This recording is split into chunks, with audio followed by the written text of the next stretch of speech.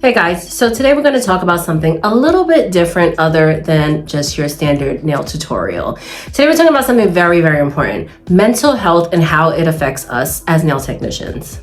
So as nail techs, you know, it's more than just the art. It's more than just doing your customers' nails and sending them on their way. We are advisors, we are listeners, we are therapists. People say that all the time jokingly, but it's very true. But how does that affect us as nail techs? What happens when we carry the weight of that emotional labor? How can we not interrupt our piece and still do our job professionally? Joining me today is my friend and my client. She hosts a podcast called Why Don't We Talk About This? And she specializes in mental health and community wellness. So we're going to be sitting down to have a real and raw conversation about how nail techs are affected by the emotional energy that we absorb and what can we do about it right now.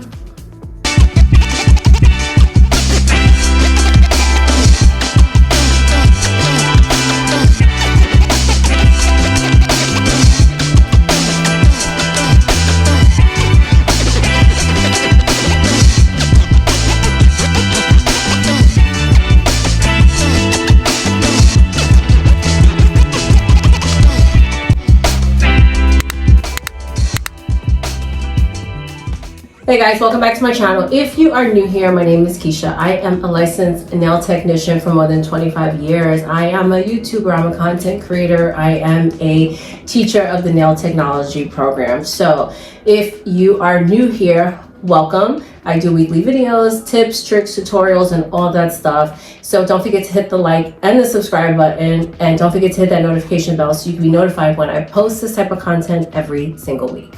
So again, today we have here my client friend, Paula. So I'm gonna have Paula introduce herself. Hey y'all, hey, I'm Paula McMillan-Perez. I'm a licensed clinical social worker in New York and New Jersey. I specialize in treating individuals with anxiety and ADHD. And I am the host of the Why Don't We Talk About This podcast. Thank you. So we just filmed, I'm gonna leave a link in the description box down below. We just filmed a episode for her podcast, and we are talking about how clients come to us, nail techs, and how it's some form of therapy. So over here, I wanted to switch it up a little bit because she was actually surprised when I said, you know, nail techs, we actually talk to our clients and use them for therapy as well, but also too, taking in all that information. So this is definitely something that if you are a nail tech or you are wanting to become a nail tech, this is something that definitely comes along with the job. So to begin, and yes, I have notes I'm reading. You normally be doing, yeah, we're all over here, we don't care. So, all right, I'm with it, okay. But because normally we do nail chat and we're doing nails, there's no nails today, so you just have us staring at you. So let's get into it. She did do my nails though, so like, you know. No, you can't show that. She's coming Friday. Yeah. And I was thinking, my bad. When you booked on Friday, I'm like, duh, we could have so just. I didn't want to make it to be like, you know, this whole thing. I'm not trying to tire you out, you know? I know, and also too, I thought about it, but I was like, it's my day off. I don't feel yeah, like I gotta do you like that. I know what it is. I don't feel like getting done. And look what we want to talk about. I know, that's true. So, all right, so the first thing is, I just want to talk about like the emotional toll that it takes as a nail tech. So, and your advice professionally, not advice, opinion and advice on this professionally, just a lot of times, and this just happens to me a lot when I was in the shop. Maybe some of you can relate that in a shop, or just that have those straight busy days. Like when I used to leave work, I used to want to talk to no one. And you and your job, I'm sure you can relate. And it's hard just because you come home sometimes, you're coming home to family members, children that, oh, mommy, or babe, and you're like, I don't want to talk. And it's very emotionally draining. So what do you have? You can relate to that. Yeah, I can relate to that on a lot of levels. You know, probably almost verbatim, except for the fact that I have a fur baby and not like, you know, a human baby. But I think in terms of knowing yourself and knowing what your boundaries are. So for those of you who may be new in the nail tech game and are still kind of like developing your system, you may feel a little off center because you're not necessarily sure like what you need and how you need it. But just thinking about like the overwhelm, if you, let's say you are working in a busy nail salon, there's the environmental pieces, like all of the moving around, the things that are happening around you, the noise, the lights, all of those things that are variables that are out of your control. And then you have, you know, your workstation, your space that is in your control, but sometimes, you know, for a variety of different reasons, those things also kind of aren't. So thinking about like what you need. So depending on, and maybe you can speak to this a little bit better, like, do you start working within the first 10 minutes that you're in the nail salon? Do you have time to come in, set up, and kind of just have like some chill time to yourself to be able to center yourself? Now, depending on who you work for, those things may be feasible, they may not. So you may need to create something, whether that's you getting to maybe the area where you're working 10, 15, 20 minutes ahead of time, maybe doing a walk, maybe getting a coffee, maybe doing some type of mindfulness or grounding exercise to help set you up for success, so you're just not feeling like you're walking into chaos. And thinking about maybe the end of the day, if you have children, this can be a little harder depending on the age, but developing a routine based on maybe who lives in your house and what the expectations are once you get in. So if it's just like, okay, I'm coming in, like I may wave, I may say hi, but I need 10 or 15 minutes of quiet, or I need to spend 10 or 15 minutes in my room to kind of put my stuff down, decompress, change my clothes, have a snack, and kind of orient myself, because the transitional piece, which that is a big part of being able to take off your nail tech, your professional hat, and then return to your personal space. So identifying what are the ways that you do that, or if you don't really know how you do that, trying out a couple of things and seeing what feels authentic to you. And when you kind of have it right or close, you'll be like, oh, I'm beginning to feel like myself again. Or maybe in that the end of that 15 minutes, you're like, all right, I'm ready to go do what I have to do. Or you may need a little bit more time, and depending on your role and your responsibilities in the house, that can kind of speak to how you also access the support you need to be able to make that happen. Because you know you're not going to be showing up as your best self for your kid, your partner, your parent, if you come in the house and it's like, because like you just don't, you're like, okay, this is too much, I'm overstimulated, but you have the language, and that turns into like, and then they're like, ooh, but like, you have attitude now. Yeah, like you just have got to work. You're like out here doing the most, and you're like, you don't know what I dealt with, because no one knows what you go through in your professional space except the other people that work with you. You can do your best to try to paint a clear picture. They may have done something similar, but not the exact same thing, not in the exact same place. So they may be like, oh, I know what you're going through. And for the most part, they mean well. They mean well saying those things. And then if you come back like, no, you don't, it's just like, well, nobody wants to tell you nothing anyway. and then it creates this dynamic where you don't want to share. So one of the ways that you can protect your peace is figuring out what brings you or gives you or realigns that peace for you, so you can be the best version of yourself. And I think a lot of, you said, I have so many things to do. I was like, okay, don't forget. But one, I think that's very important too, having a moment to come in and set up. Again, whether you are at home, I know a lot of you guys are at home working versus in the shop, but coming in, like she said, a couple minutes before, because there's nothing like rush. You're jumping into it immediately, sitting down, and they're like, hey girl, and the thing is, clients don't get, they'll always say, oh, take your time, it's fine, I know you just got here. Oh, damn.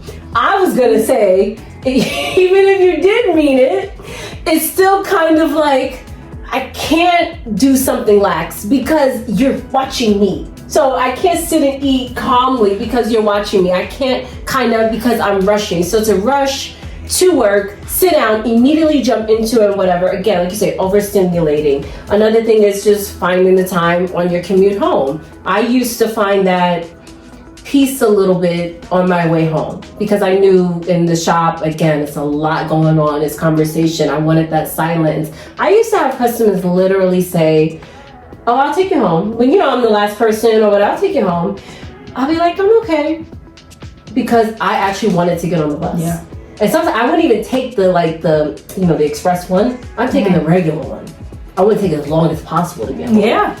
And I mean, this was before I was coming home to anybody. Or before I didn't have a kid or whatever. I wanted that minute, like me and my music, and just sit and just like decompress and just chill. So finding little bits of ways to kind of get that solo moment, which we'll talk more about in a few, is just very important to just kind of start your day a certain way, end it a certain way, so it's not too much.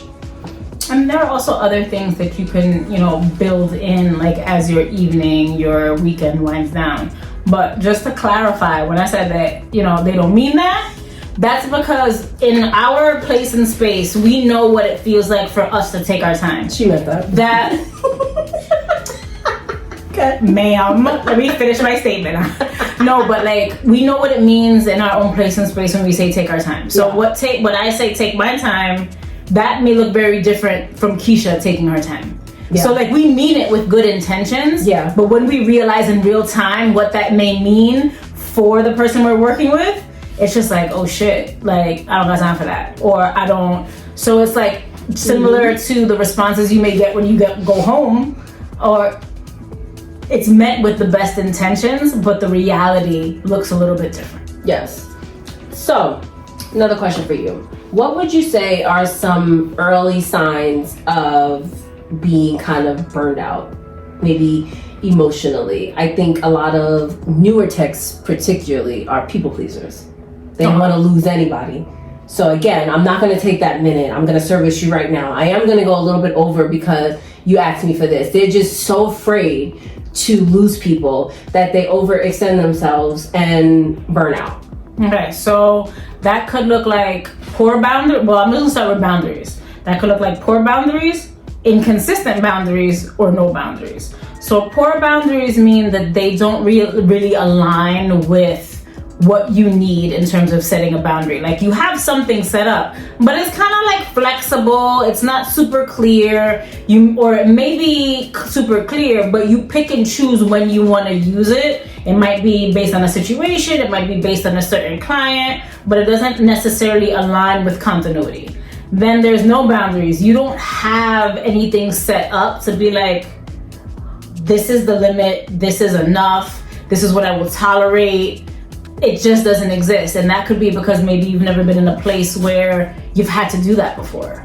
Or maybe you come from a different industry. Maybe this is like your first foray into like the world of work, and you're just kind of trying to figure it out. So you're like, well, I'll figure it out as I go, but you don't necessarily have a baseline. And for the inconsistent boundaries, it's just like based on the way the wind is blowing is when you decide if you want to use it or not.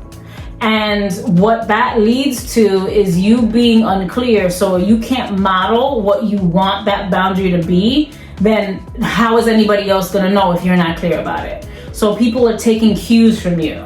So it's just like if let's say, I work with youth and I tell them like, okay, you can't curse in session with me. Let's be real.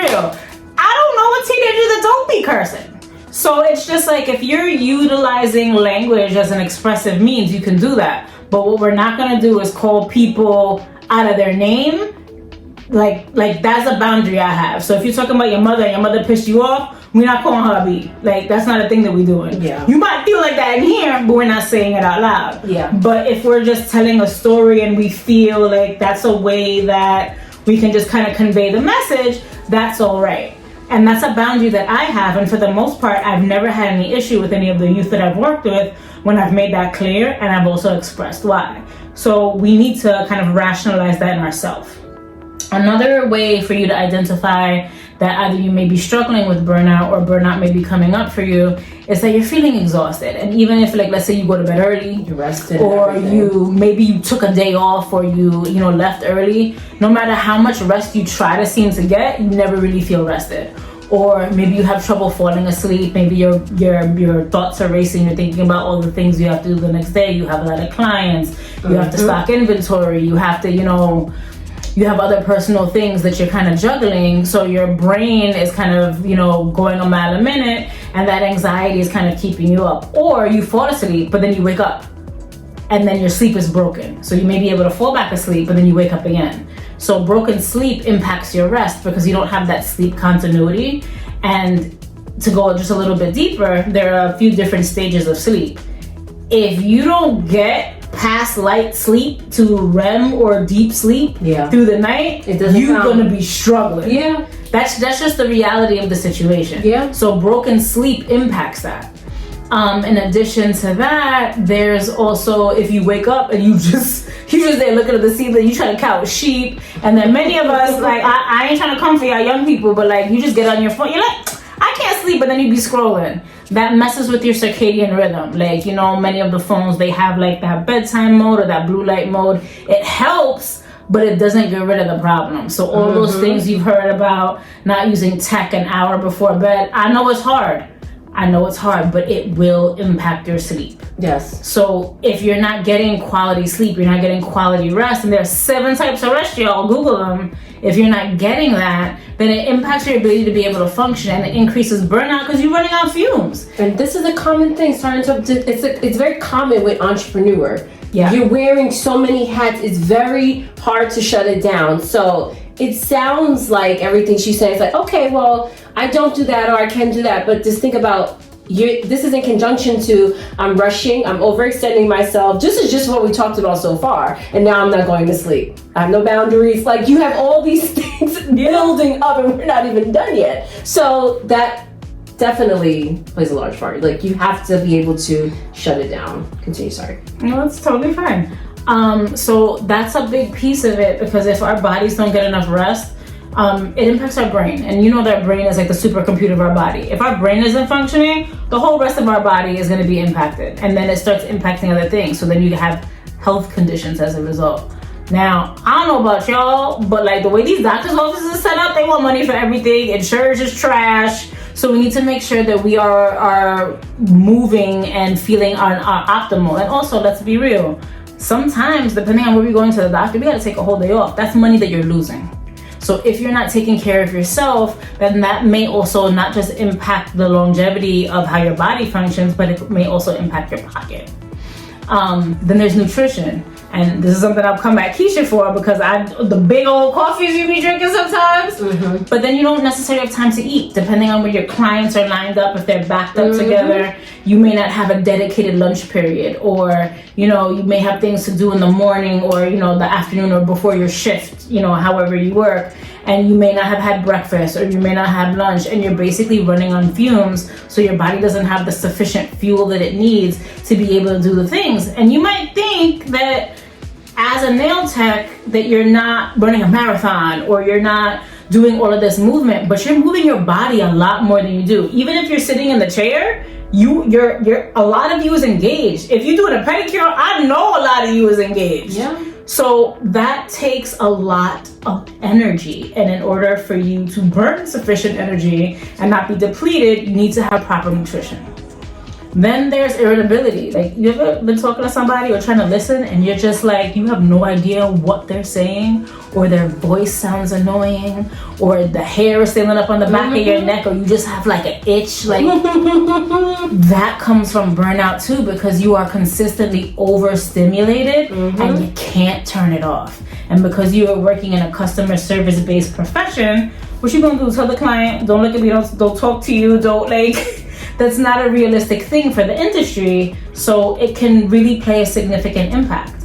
And also, you may withdraw from things that you once found engaging, and that's not to be confused with depression or depressive symptoms, but because you're trying to preserve the little bit of peace and energy that you have left, you're just like, nah, let me not do that.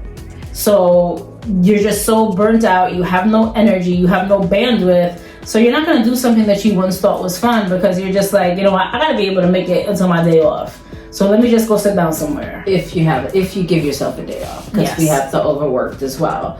And just to kind of reiterate that, everything you said, I think if you are a full-time nail tech, you could definitely like relate to every single thing you just said to the T. The can't shut it off at night, working, or God forbid I go over and I don't want to take a lunch break. So now the only time I used to take a break was literally to a point where I get jittery when I can't drill. That was my cue to have lunch.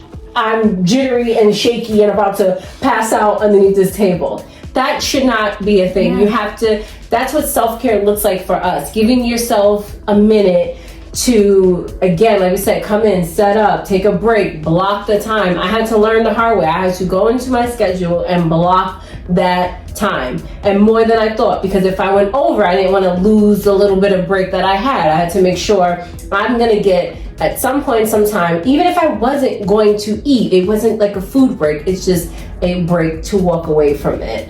Boundaries! Exactly. It's really hard. So, and also, she had mentioned, just if you feel this way, don't take customers. If you feel like you're all of this sounds a little familiar, it's so much easier to say, I'm not going to take this person, or I'm not going to work this day and keep my peace because I'm exhausted. Because what's going to happen is, and I'm going to tell you from experience, this person's going to come in, you're going to snap at them, you're going to give them an attitude, and now they're not going to want to come back anymore because you were mean or you had an attitude, and it was just because you were burnt out. So it's not worth it. Sometimes we're chasing the money more than kind of taking a minute to think about our own health and mental health. And, you know, just to add on to that, you know, there are a lot of parallels too, because like as a therapist, that owns her own business, a lot of this I can also identify with. And I'm not going to sit here and act like some of these are things that didn't impact me, because I have suffered from burnout on more than one occasion. And I think one of the things that we need to realize is, even though, yes, you know, we do live in a society where, you know, grind culture has been praised and uplifted, especially in communities of color, because like sometimes we didn't come from much. So, you know, we trying to get what we need. But if you're ill, if you have a long-term, you know, mental or physical disability, you can't spend the money anyway. So I had to learn that the hard way. You chase the money for what? Yeah. And then, you know, there's, you know, that old, like, you know, apple a day keeps the, okay. So you want to be sure that it is your choice to go to the doctor preventatively, to make sure at least you have your annual physical. If something ain't feeling right, that you go check up, because you have the choice to do it. If you let burnout consume you, it will have such a negative impact on you that you have no choice but to see a medical professional. You have no choice but to be on medication. And it may not be a choice for you to be able to continue to work if you do not address burnout. I've seen burnout basically annihilate people's careers. I was just thinking that in my head. Like, I follow so many people, and I'm sure you guys follow content creators too, that you see them post. They're going hard, they're going ham, and you're just like, oh, they're pumping out all of this stuff. Then ghost. What happened? Burned out. And you can see it coming when that one person is pumping out all this stuff, and then eventually they're gonna hit burnout. And to be really honest, you're watching this video after I just took a couple weeks break, because I was not burned out, but I can identify it a little bit more now, where it's like, I'm sorry, but I gotta walk away for a second. I literally, again, you're watching this later on in the future, but it's like, I'm literally like, I don't feel like editing. I'm filming right now. I have work, you know, done and accomplished, but I don't feel like editing. I could overextend myself and get it done. Could I get the video done to go up this week? Yes. Do I want to? No. So I'm going to take some time off, because I have to do that for my own self, for my own mental health. Anything else you want to add to that? We're going to continue on boundaries though. Okay. Because you brought up boundaries, and that was what we were going to segue into now. But those are the big burnout components. Yes. So as we do clients, obviously clients become friends, it becomes personal, we start to dig in.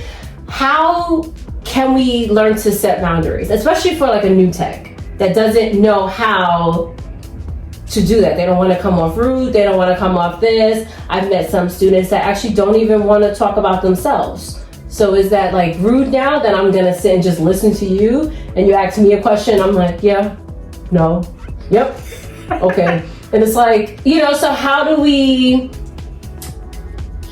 set that boundary. Sorry, boundary is a great word. How do we set that boundary? So even thinking about, so in, mental health, the term is self-disclosure. So, I mentioned before that I host a podcast. So I don't share anything about myself, and I do share plenty of stories because, as you can tell, I talk a lot. But I don't share anything on my podcast that I wouldn't share with a client.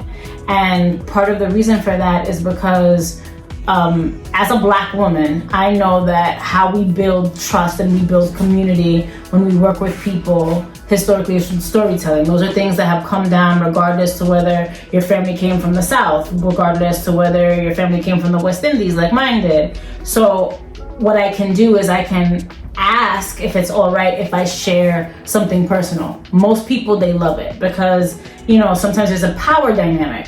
So you as a nail tech, you have a skill set, you are a licensed professional. I'm coming to you because I can't do this myself. So I'm trusting your skills and your experience and your education to provide me with a service. But I also feel like there's a bit of an imbalance because even though I'm paying you for said service, you're also another woman who has lived and learned experience sitting in front of me. And maybe I don't have somebody to talk to. Maybe I do, but here's a person that doesn't know anything else about me. Or anyone you know. Yeah, and that could be a benefit because some people seek out people like that. So if it's a situation where you're not sure if you should share, think about, okay, if I was the client, or think about times maybe where you have been the client, what you would have felt comfortable sharing. And you can ask, is it okay if I share something personal? Oh, like I had something similar happen to me or happen to someone I know. Can I share that with you? Or would you want to hear about that? Or just tell me if I'm doing too much. If you just want me to focus on the nails. Like, you want to give an option. Now, also in giving the option, you need to be prepared. If they're like, nah, I just want to, I had a long day at work, I'm not really trying to talk to nobody. And it can be hard not to take that personal. Yeah. But the client also didn't have to tell you that. Yeah. And that could just mean today is not the day, but maybe the next time is the day. Yeah. So thinking about what is within your comfort zone that you feel like, oh, this would be okay to share. Because we do tend to overthink a lot. And imposter syndrome is a real thing. But remember, you already took your test, you got your license, you have a piece of paper that proves. Hopefully. Oh, you're right. You're on the road. If you don't have it yet, you're on the road. But you have or are working towards something that you could put up that shows people that you put in the work. So they know they know at the very least that you have a competency to provide the skill. Otherwise, they wouldn't have been there. Unless, you came word of mouth. But even still, we want to have the paper because we want to make the paper. So there's that. And also, it's about reading the room. I always, as a part of a consultation and I have a new customer, they're going to come in. Again, some people are coming here for that therapy session they want, and then some people are coming here for peace and quiet. That is their therapy, not talking. Maybe they talk a lot at all, and they don't, or they need a moment, whatever the case may be. Hey, how are you? I'm good. It's cold outside. Yeah, I know. And she's just on her phone. She doesn't want to talk. You have to, and that comes with a little bit of experience. It's like, what do you call it? The icebreaker, conversation, little cues. I always kind of get that because even if I have my regulars, maybe today she's just going through a lot. She just doesn't really want to talk. Or sometimes we talked a lot and then we're going to just take a moment and I'm just going to listen to the music and, I fake sing and they're just going to be on their little phone and maybe that's how and the other half. Usually I notice that part when we're doing the nail art. I don't know if people do it because they think I need to focus, but I notice it gets quiet. I don't know if it's we talk so much that now we're left with nothing. For me, I'm usually just mesmerized that you could look at a picture and just replicate it. And I'm just like, damn, I wish I could do that. So that's me. But there could be other things happening there. I feel like it always gets quiet at that moment. Leave me a comment down below if that happens to you. As soon as nail art begins, they feel, my vibe is that you think that I need to concentrate. Sometimes I do, but most of the time it's just being still. Oh, I don't be all right, don't breathe. It's one of those. But it's usually never like that. Okay, so what happens or what would you suggest? Opposite. So again, we spoke about, okay, we're going to teeter our way into a conversation, read the room vibe. Now, because I've gotten these people that just sit down, I don't know nothing about you. The things I've learned in about 45 minutes from someone that I never seen in my life is amazing. And you have these people.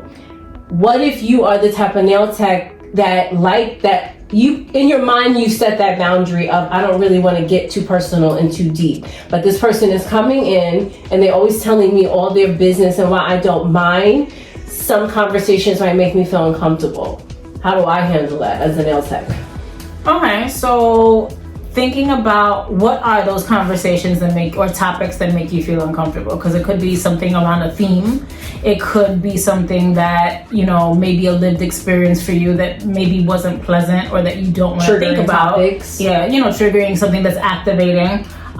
It could be that, you know, maybe the description, you know, as they're getting a little bit deeper, can maybe remind you of someone you know or somebody like in your life, and then you could even be wondering, is this a person you know? So like, you know, your mind does begin to wander. So it can be helpful for you to kind of do some reflection, either based on your current clientele or based on scenarios that you think may be a little activating for you, so that you kind of have a frame of reference for if that client does come with something like that, like how are you going to be able to manage that in the moment?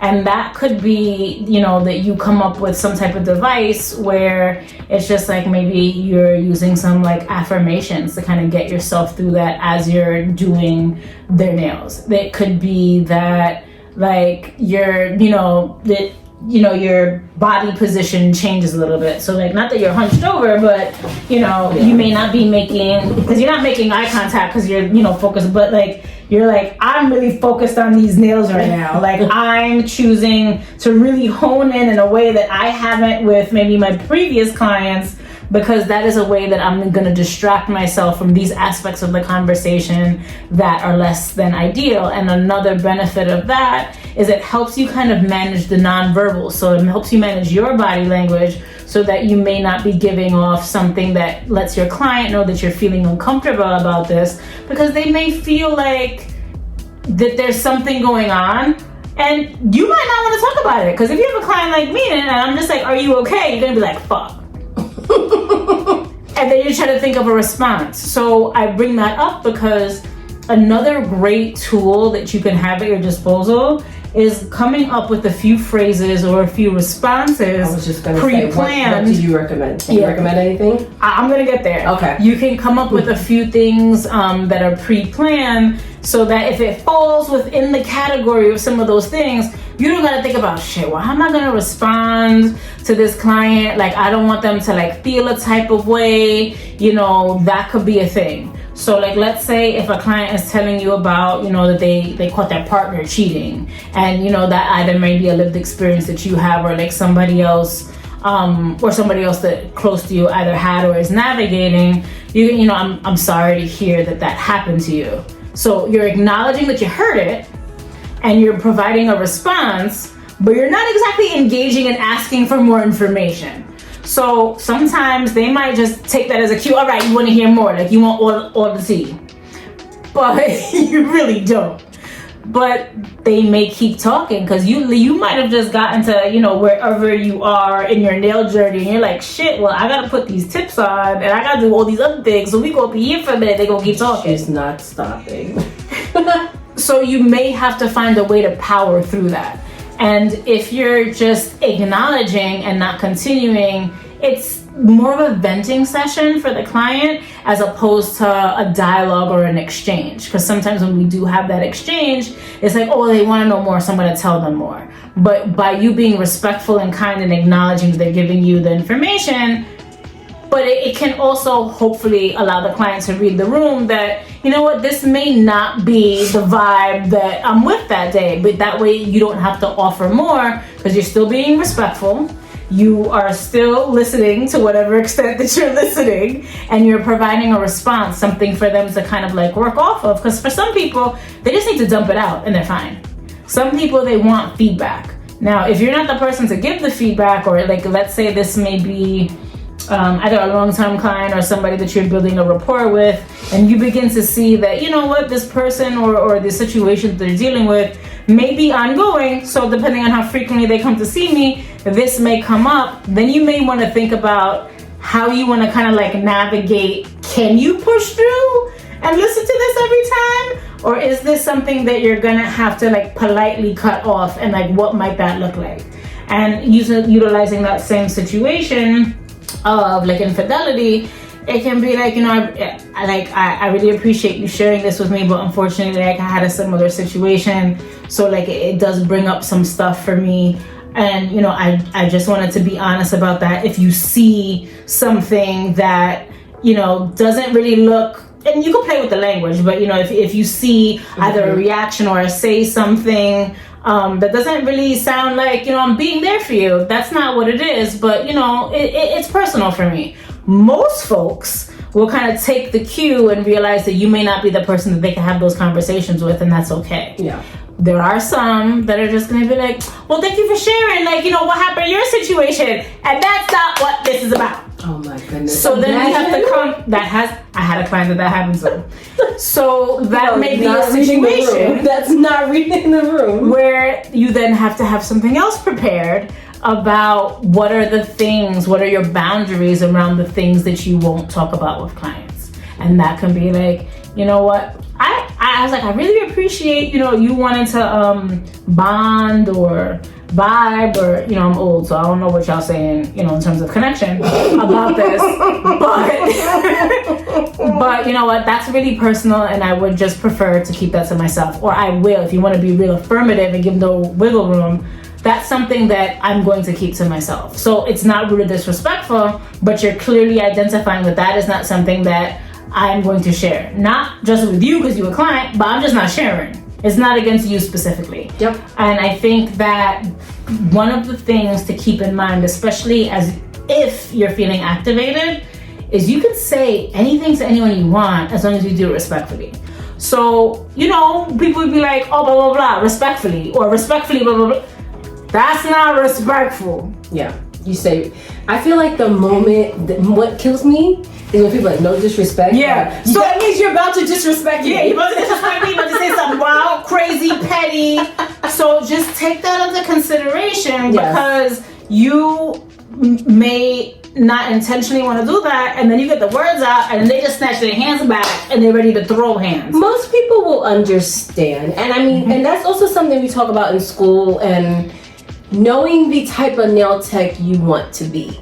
Like, again, I always say I'm all for the drama. I love it. I don't know. It keeps me entertained. I'm also genuinely really nosy. So all that is just up my alley. I'm not that person. But I have met people that's like, I don't feel comfortable sharing. And in certain environments, we have a thing in the industry where we don't talk about religion. We don't talk about politics. Yeah. And that's just like a universal thing. And I remember when I was in the spa at that time in Red Door, and that's when Trump was running the first time, and elected, and we had a lot of people saying like, oh, I'm so upset, I voted for him. Who did you vote for? And we'll be like, honestly, I don't talk about politics at work.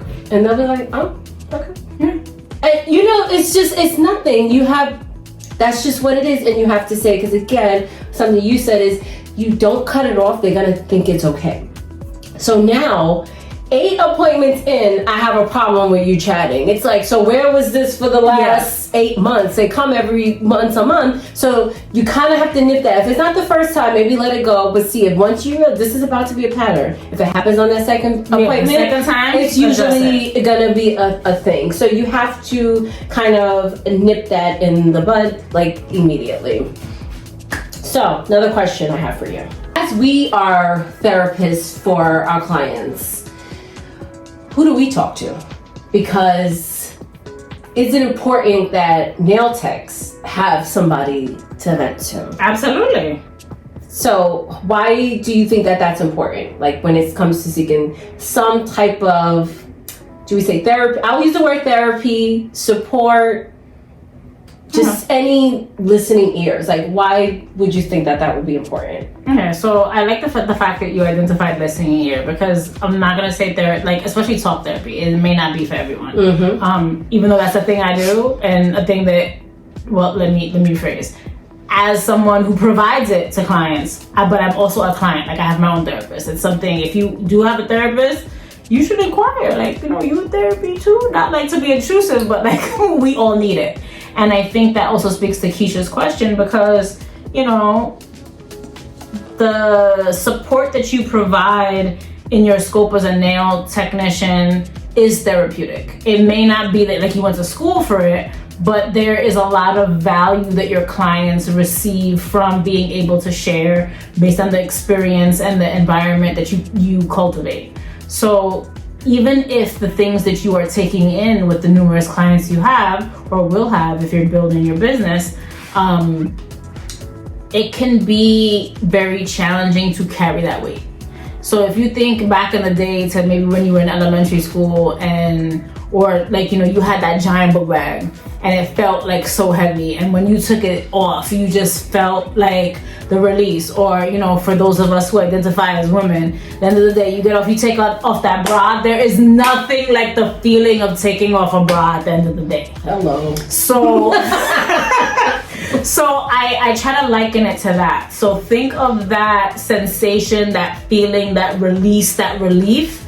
When you take off your bra, that's what it's like to have a level of support where you are able to clear your mind, where you are able to be your best authentic self, where you're able to be vulnerable and say that something feels hard or that like you feel like you're alone, whether you believe that you're alone or whether you're not, but it just feels like that in the moment. Mm-hmm. And that is something that every human being that draws breath deserves to have.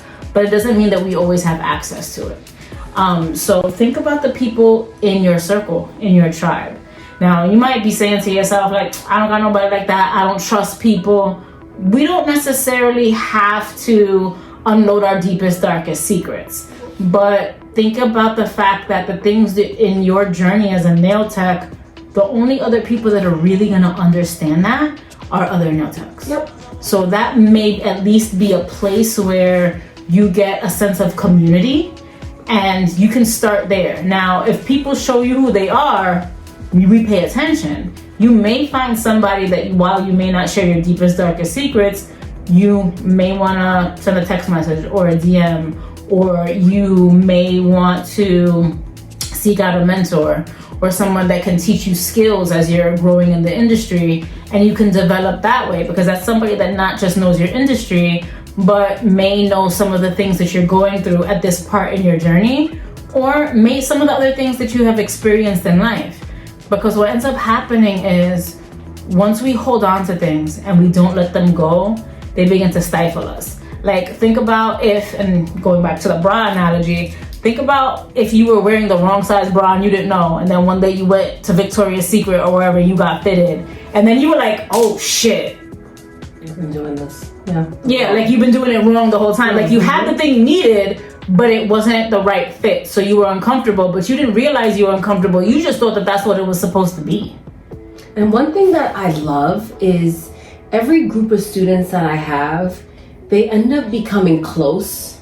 And that's awesome. What I love built-in support. Yes, and what I love to see is that when they graduate, because it's a short course with 2.5 months, I follow everybody and I see them reposting each other's stuff, liking each other's stuff, still going to this person to get their nails done. Now they're like friends, and they had concerts together and posted, and I love the relationship because the thing is, again, having somebody that really understands, you can have support, yes, therapy, yes, there's that, but there's nothing like having somebody that knows exactly what you're talking about, especially if they're ahead of you or at the same pace as you, where they can really understand, like, I know what you're going through. I know you're frustrated. I know you're going through burnout. I know you looking for this or that. Just having someone to just talk to when it comes to these things that can relate. Yeah, and you don't have to explain everything.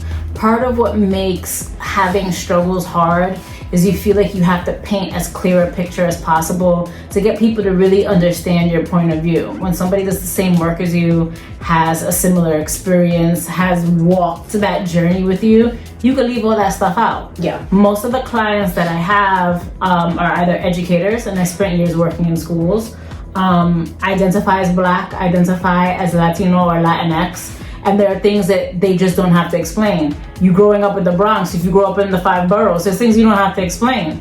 I have a client, when I was talking about Mr. Softy, she didn't know what it was. I had to explain that. And while I don't have a problem doing that, we're done. While I don't have a problem explaining that, she was like, "Oh, the ice cream truck," and I said, "No, it's Mr. Softy." So like, and I even said, I was like, so I just want to explain that what's coming up for me right now is not that I'm annoyed. Because like I know my face, because this is what I'm like in real time, yo.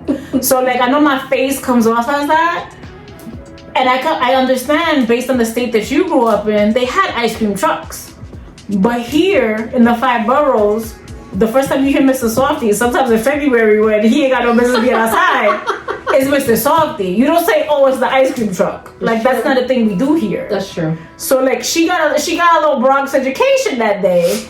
But I think it's important to identify that sometimes, as on the other side of it, we don't want to have to explain. We don't feel like it's our responsibility. We don't feel like we have to teach. Now, in that role, that's part of what I do as a clinician, as a therapist.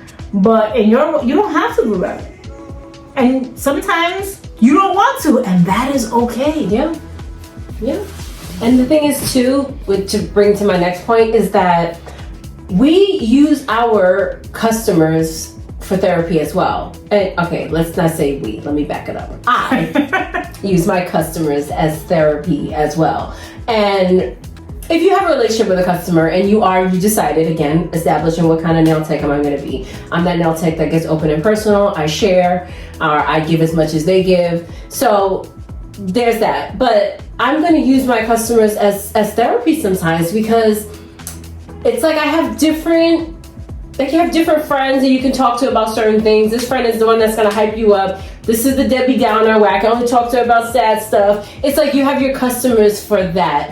And I always say, even just working on the weekend, I leave so full. And when I say like my head ideas, my heart, my confirmations, like it's all of that, and just having conversations. And like I say, like for you, Paula, like I don't even know if I ever said this to you in a sense, but like when you come, I get excited because I have somebody that I could talk to from the entrepreneur side that gets it. You're that person. Oh, I feel special. And I never said that? Oops. I don't think so, but that's okay. Yes. And one of the things that I also get excited, when I see you, is that like you just have this way of like making everything funny. Not like, everything's a joke, but like you I had to. I can't stop it. I'm sorry. But like you just lighten things. And I know one of the things that I struggle with, and this is also part of the reason that I specialize in treating ADHD and anxiety, is that I overthink. Because that's a manifestation of my anxiety. So like when you're able to lighten it, like there's sometimes I be sitting, I'm like pissed off, and I'm like, Keisha will laugh at this. Like this is just ridiculous. Like I literally will say that out loud. And it helps me kind of like center myself. But as far as like, the business stuff, like perfect example, the other day I was like, all right, I gotta get on this YouTube. And I'm like, first of all, I sound like an old lady. I said this YouTube, like my grandmother. But then I was just like, you would be a great resource because you have been on YouTube and you have been creating consistent content and you have been doing so many things through trial and error, figuring out what works for you. You're a really great thought partner in that lens. Thank you. And I don't feel, you're very welcome, and I don't feel like I can do that with maybe somebody else. Yes, because it really, because even if you knew somebody else that did something, maybe it's something that I do particularly, or it's an industry thing, or it's and I just think on the entrepreneur side, because and I always feel like when she comes, some people I really dump on. Like some people I'll be like, yo, I know they're like, I don't want to come here anymore because she's just like, I just want to get my nails done. She won't shut the hell up. Because there's some people that from jump, I'm like, hey, all right, let me tell you what happened. So I want to and I'm like, and I have to almost kind of check myself either after or during, and I'm like, shut up, shut up, like, stop, end it. Because maybe she's not interested. Like, and it's not just you, but it's like, again, I have certain people for certain things, or whether it's just like good news, it's this, whatever the case may be. But we tend to dump onto our clients. So even if you are a nail tech and you have clients that, you know, lean into that, lean into those friendships. And I think for so many years, I set that boundary of client and friend. And I made sure I did not let the two intertwine. That was a big boundary of mine.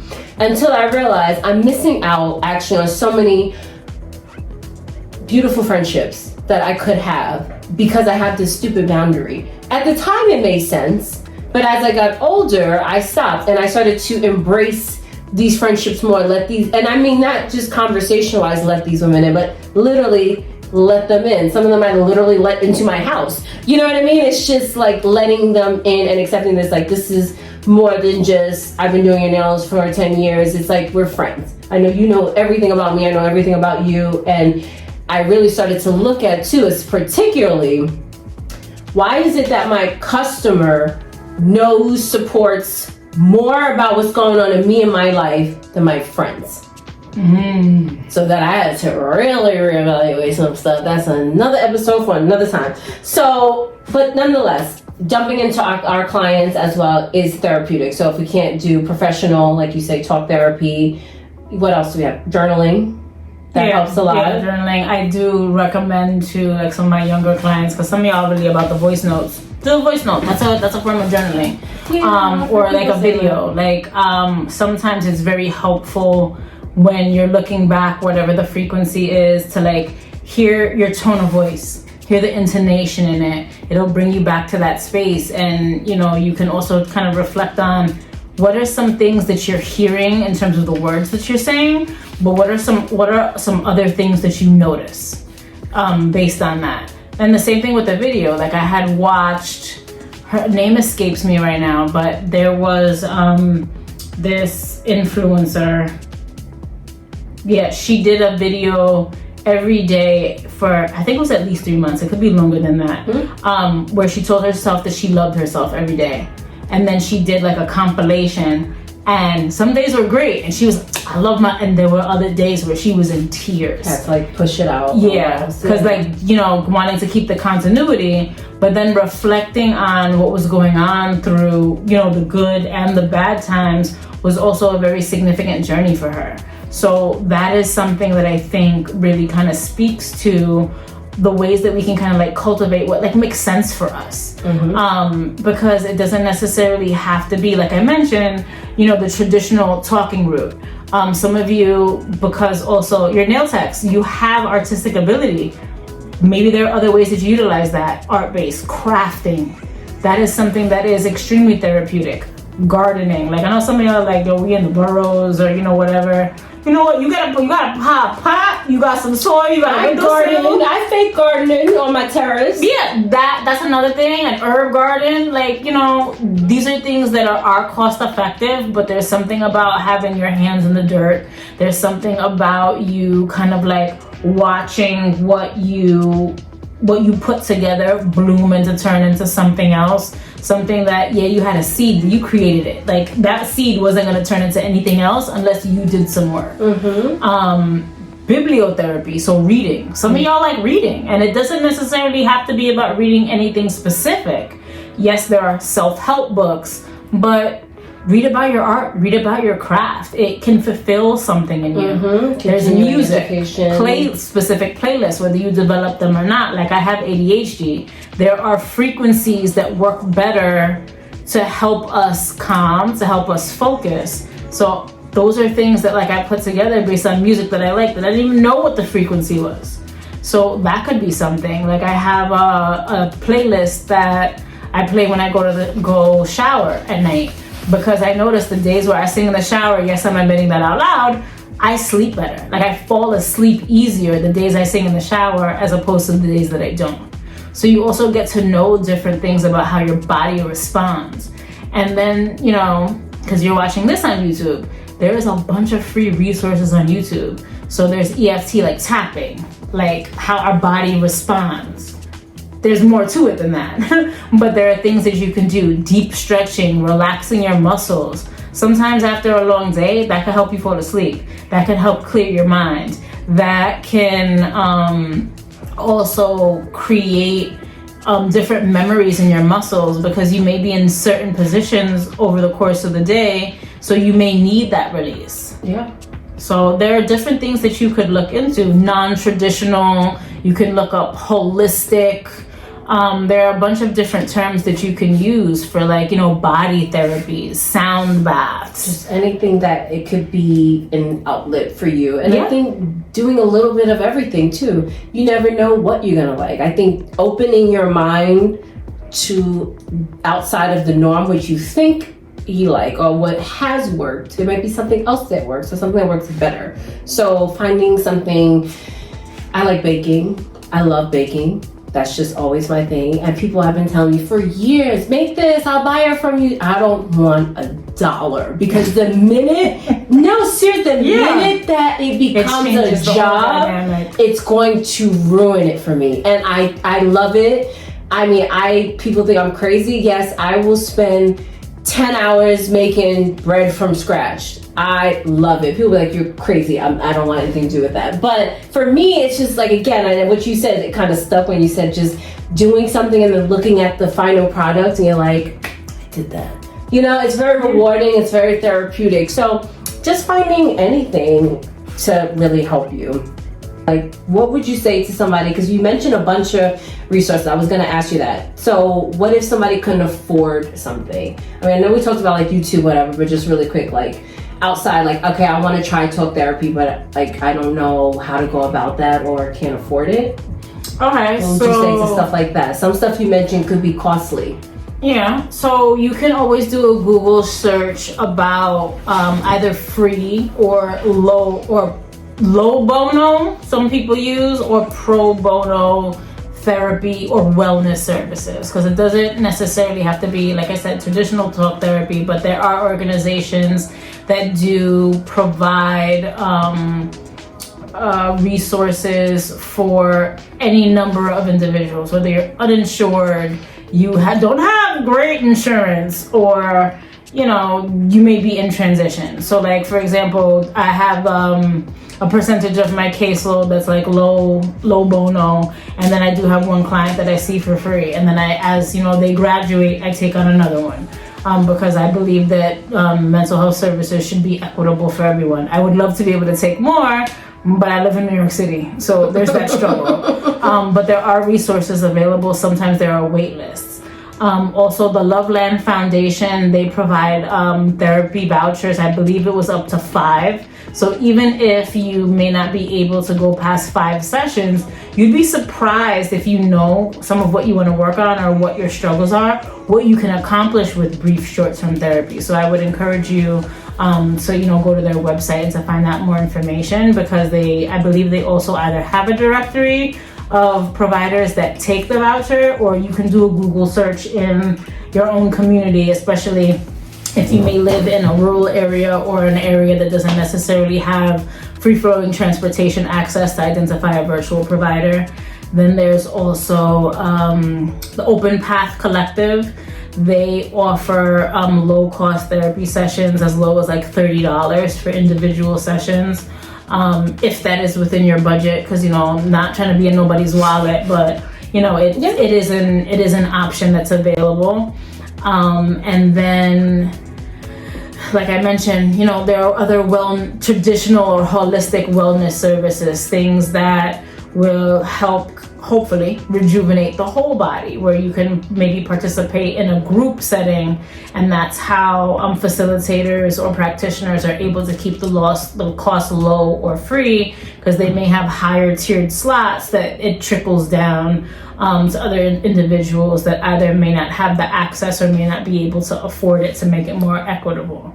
So there are services available, and it can feel daunting when you're looking and you're like, I can't find anything. But sign up for people's lists that do this work, because they will oftentimes have a newsletter, or follow them on social media. And especially, if you have your app set up to receive alerts, because these spots go fast. So if you see the opening, you want to be able to capitalize and participate. I'm going to leave a link down below, or I'll leave a couple things that she just mentioned down below, because I know that was fast. So I'm going to put it down below, some of the resources that she mentioned, so you can look into that. if you choose to. Last question. Somebody that could be watching this that is not a nail tech yet or is super new, that didn't really, I guess, process everything we're saying as part of the job. What advice or what would you say to them coming into the nail industry as a nail tech that is about to become a low-key therapist unbeknownst to them?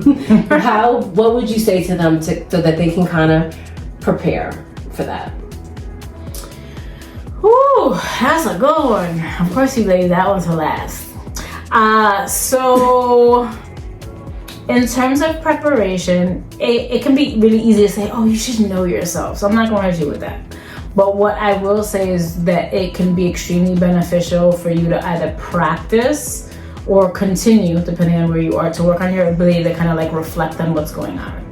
Like what came up for you, what worries you, what causes you anxiety, what makes you feel uncomfortable. Because once you get clear on those things, as maybe they begin to come up, or as maybe you seek out sponsorship or mentorship, these are questions that you can ask. Or even if you have like questions, this is gonna sound a little ridiculous, but I live in the ridiculous space, so I'm gonna, look at it from that lens. As questions come up, write them down.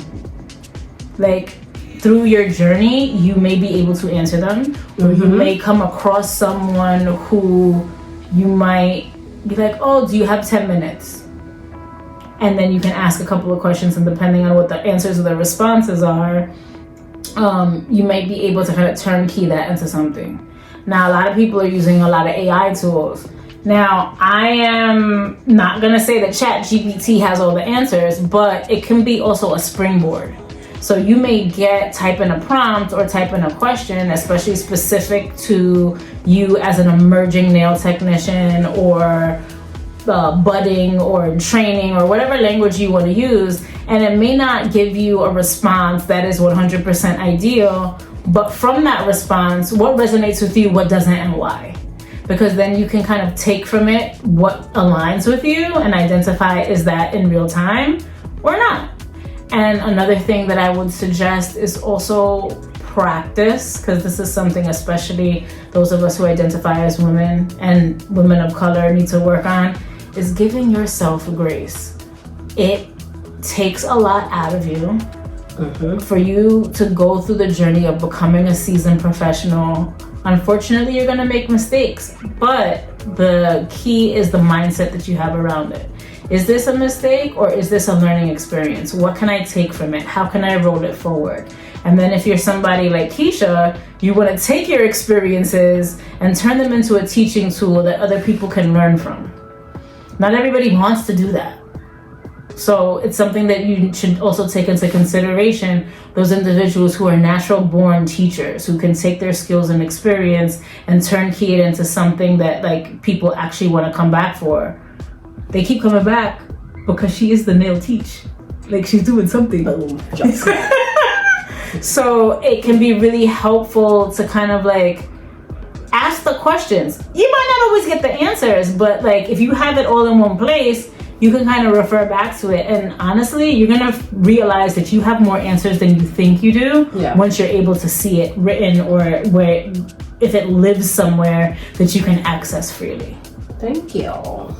You're very welcome. I think just to add one thing to that is just also, in the beginning you might be slower, so this might not resonate that well, but giving yourself time off is something I wanted to mention. Mental health, stress, physical relief, all that stuff, giving yourself off, especially when you start to get popular and you don't want to go away, you don't want to stop. You have to give yourself that day off. And not a day that is off where I'm gonna run, I'm gonna cook, do laundry, food shop. You need a day off to shut it down. You need time in the day. If you are working yourself crazy and you're doing, 6, 7 people all day, working long hours, give yourself that gap. So mentally, that's going to be such a huge relief. And more importantly, again, going back to answering the question of what kind of nail tech do you want to be? When you know that answer, a lot of this will start to make more sense, and trial and error. Experience is going to help everything. You don't know that something might be triggering until it happens. So you can't really plan for something that you're not expecting to happen. So thank you so much, Paula, for coming by You and are very sharing. Guys, we have been talking about doing this like a long time. this spring, probably maybe like year 3. I was really thinking about it. I'm like, we've been talking about this forever. So I'm so happy that you were able to finally come on. We were finally able to get our stuff together and get it done. Please, I'm going to leave a link down below. Go check out her podcast where she has guests come on and they're talking about all types of mental health issues, not just the episode that we did, but so much more. And again, everything is linked below. Is there anything else you want to add? Be proud of yourselves and the journey that you are taking. It is only your own, and you can craft and revise and revisit as much as you like until you feel like you are where you want to be, and then keep going a little more. And just know you are not alone. If you're Not at all. Emotionally, technically, and all that stuff, this is why places like this is a perfect community where we can all relate to each other. So whether you've been doing nails for 1 day, 1 year, 10 years, you can relate to everything we're saying. So you are not alone. Thank you guys so much for watching. Do not forget to hit the thumbs up button if you like this video. And I will see you next time. Bye.